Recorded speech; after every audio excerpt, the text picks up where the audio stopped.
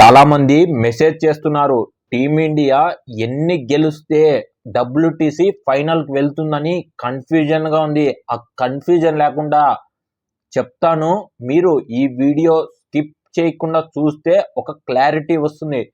Qualification scenario number 1, first India 3-1తో గెలిస్తే మిగతా టీమ్స్ పైన ఆధారపడడం అవసరం లేదు.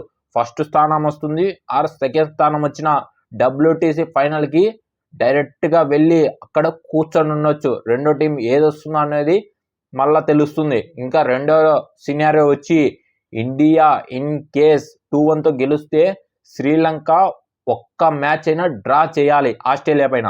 ఇంకా పాకిస్తాన్ ఖచ్చితం గెలిచి తీరాలి సౌత్ ఆఫ్రికా, అప్పుడు టీమిండియా పోయే ఛాన్సెస్ ఉంటుంది. నెంబర్ 3 సినారియో ఇండియా 2-2తో డ్రా చేస్తే శ్రీలంక ఆస్ట్రేలియా పైన ఖచ్చితంగా గెలవాలి శ్రీలంక. ఇంకా పాకిస్తాన్ అయితే 2-0తో గెలవాలి.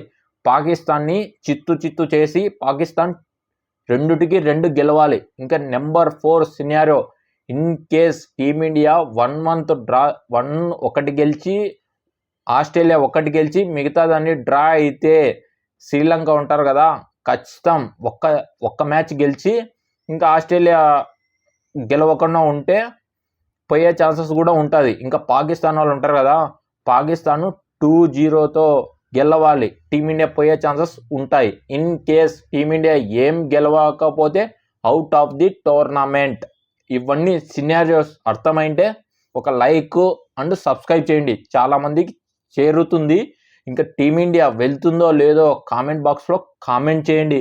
లార్డ్స్లో ఎవరు వెళ్తారో అది కూడా కామెంట్ చేయండి. టీమిండియాతో ఎవరు ఆడితే మనకు మంచిది అని అనుకుంటున్నారో అది కూడా కామెంట్ చేస్తే నాకు తెలుస్తుంది.